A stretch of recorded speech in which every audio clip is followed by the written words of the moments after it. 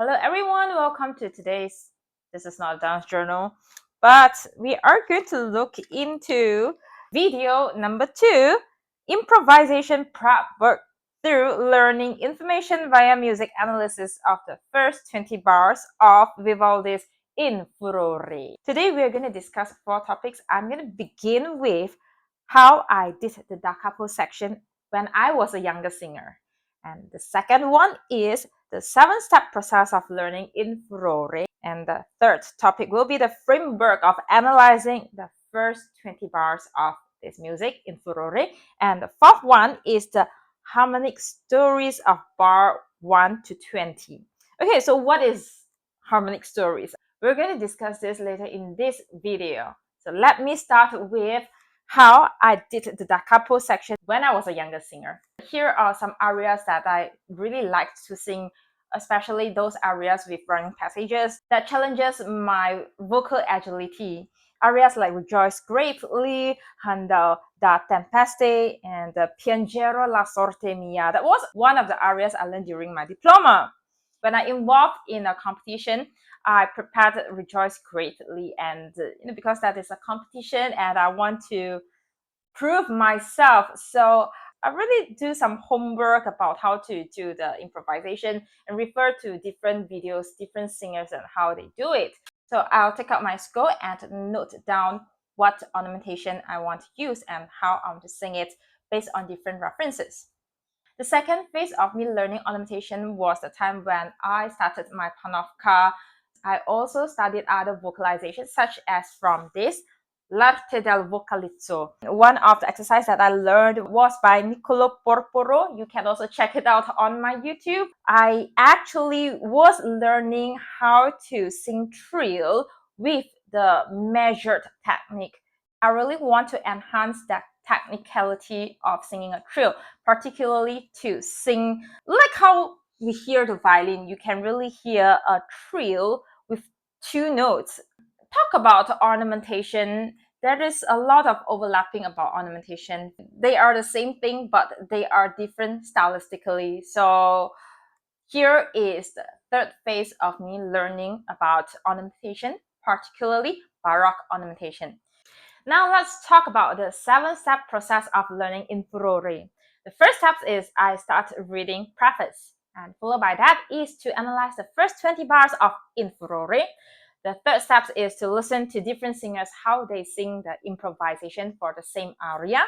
After that, I will start to analyze the chords and the tonicization for the rest of the music. And following that is to add solfege into the melody and practice the solfege so that I don't overlook the accidentals. For example, the ascending of the C melodic minor and the descending of C melodic minor. And after that, I will transfer my panovka vocal method into this area, which is to sing the melody like a vocalize. I want to show you a few tools that I use to learn the Baroque ornamentation and how I write the Baroque ornamentation. The first thing is I can look for the score for In Furore. So I have 2. One is the 2 violin, 1 viola, and the basso continuo music. The other one is the vocal and piano version. When I'm analyzing the music, I am using the piano and vocal version. And if I need more information, I will check back the version with strings and basso continuo. However, before I started analyzing the music, I started reading the preface of the strings version with basso continuo. So there is a lot of information, and up until now, I actually studied until the first part of the preface. There are still more to read here. So what is included in this preface is how they come up with this version. So who is they? They is Istituto Italiano Antonio Vivaldi. It is an institution that collected all Vivaldi's music from different places because Vivaldi's music once were not as famous as now. This institution, they need to look for the manuscripts from everywhere, and then they have to compile and then to really organize the manuscript and to republish it again. Republish, I'm not sure if that is the right word, but they have to write it and then publish it again with the information. So the information such as, last time when they write music, they don't write everything for the musicians, especially music like the capo aria. The da capo section, they won't write it out. They assume the singers and the players can play. Things like ornamentation, they also don't write it out. And sometimes some unison part, they also omit. In this preface, it provided the information on the score and telling you, so if you see this type of square bracket, what it means, and if you see the dynamics is written in bracket, it means some part of the original manuscript, they included the dynamic, but they did not include for all the instruments. So when they put in the dynamics in this music score, it is a way they organize the musical indication for the musicians today. I also learned about the instruments that was used in the Baroque period during the time when Vivaldi was still alive. So there is string instruments. There's another set of strings instruments that is developed until the strings family that we know today. Instruments like violon and chalumeau. So let me share with you a bit why is it important for us to read information from the preface and how important it is to further down our research on this vocabulary that we might not hear before. Here are something that I found out when I was reading the preface and further study this information. I learned that Vivaldi was actually a priest, but he did not become a priest forever. He stopped his priesthood at some point of his life. But because of his working environment, last time in church, they trained singers to sing in choir. And I had this question. Nowadays, singer can be trained in different academies, not just from church, or perhaps not every church can train professional singers. And when I first started learning about the word motet, and I thought to myself, so who are those people who sing the motet? Is it the ordinary people, the regular people who went to church and sing those music just like what happened in today's church? I don't know other country, but I'm from Malaysia, and church that I went before, when I hear people sing, is actually the normal people who are singing. It's not professional singers. So that time in the church, they have some important ceremony, and they need music to enhance the experience of prayer. So they will write motet and then to have the singers that is trained by the church and to perform these motets during the prayer of a ceremony. In this working environment, Vivaldis are able to meet very capable singers. So that is how In Furore is written. The singers that is trained in the church, they were trained to learn music theory, and they were trained to write composition, and that give me a big hint to understand where this capability of improvisation came into play. This is a very important insight because, like, I always think improvisation, even though I know it's not that simple, I always think that improvisation is like you just go to the performance place and then you open your mouth, you make some spontaneous voice, sound, melody. That is called improvisation. I know it is not because I have friends who is playing the modern piano and I saw how her teacher trained her. They need to use a manuscript and then write down those notes they want to improvise, the melody they want to improvise. But I don't have a very full awareness what they did that time. Here is a 3-step process for you to analyze the first 20 bars. So first step is to check where is the overall cadences and also trace the bass line. Step 2 is to find where is the nested cadence.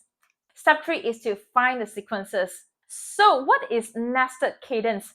Because in big phrase, we don't only have the 5/1 cadence. There are also some nested cadences, local cadences that we have to be clear about to identify it so that we won't mix up which is for what function. And for the sequence wise, we want to know that the whole music is not just made up of cadences, but also deceptive motion and also coloristic function. So now we know the three-step process of analyzing the first 20 bars. I'm so excited to simplify the first 20 bars for you because it's very complicated, but I'm going to simplify for you. I'm going to split the first 20 bars into 5 chunks. So the first bar to the 6 bars is actually to establish the tonic and dominant. Is actually 1 and 5. And then the next chunk will be bar 6 to bar 11. This is to return to the tonic and introduce decorative sequences. What I mean by decorative sequences is, for example, a piece is not just made up by cadences, it is also joined by these decorative sequences. You can actually hear or see bar 10 and 11 is a copy and paste of bar number 8 and 9. So these 4 bars, bar 8, 9, 10, 11, is a decorative sequence. Next, we're going to lead into bar 11 and 14. So bar 11 to 14 is move towards the cadence 4, 5, 1 to prep another shift. So following that is bar 14 until bar 18. It is a prolonged dominant and a prep before a resolution. So what I mean by prolonged dominant is actually you look at bar 14, 15, 16, 17, 18. It is the dominant chord G7 and G major for 5 bars. The reason is to extend the tension, to prepare the resolution back into C minor in bar 21. So to connect this prolonged tension back to C minor, Vivaldi uses bar 19 and 20 as overall cadence as well as a nested cadence to join it back to the tonic, which is C minor in bar 21. So what I mean by nested harmonic motion is, if you look at bar 20, you can see there are 3 chords there, which is C minor, F minor, and G major. G major is in the 3rd beat, and G major resolved to 1. That is the overall cadence. But if you want to see the nested cadence, the local cadence is C minor, F minor, G major, and then go back to 1. So we can see there are 2 layers of harmonic is happening. First one is the nested cadence, and the underlying layers is the overall cadence. Now, I want to point out, if you realize what I mentioned, I always say bar 1 to bar 6, from bar 6 to bar 11, and from bar 11 to bar 14, and from bar 14 to bar 18. Right, so for these 4 chunks, it is very interesting to know that the last bar is the beginning of the new section. So remember this one, okay? And another thing that I want to point out is when we are reading music score, we want to see the music from the mindset of the reverse engineer, because we always know it's going to resolve to the tonic. So we want to know where is the new section. We can always almost know that tonic will be the new section. And now you can turn on the music and listen to the first 20 bars. It's so amazing that you can hear the coloring, the resolution, and the coloristic sequence. So to wrap up today's video, I shared with you how I did the da capo section when I was a younger singer. And then after that, I shared with you the 7-step process of learning in Furore. And then I shared with you the 3 main principles. I analyzed the first 20 bars. After that, I shared with you the harmonic stories of the first 20 bars of In Furore. In this video, I mentioned words like coloristic function, and also mention deceptive motions. So in the next video, I'm going to further explain to you what these words are and what is their function in the music. If you find this video very helpful and interesting, remember to join my Panavka Vocal Method Expressive Singing Challenge. It is a private Facebook group, so stay tuned for the next video. I'll see you there.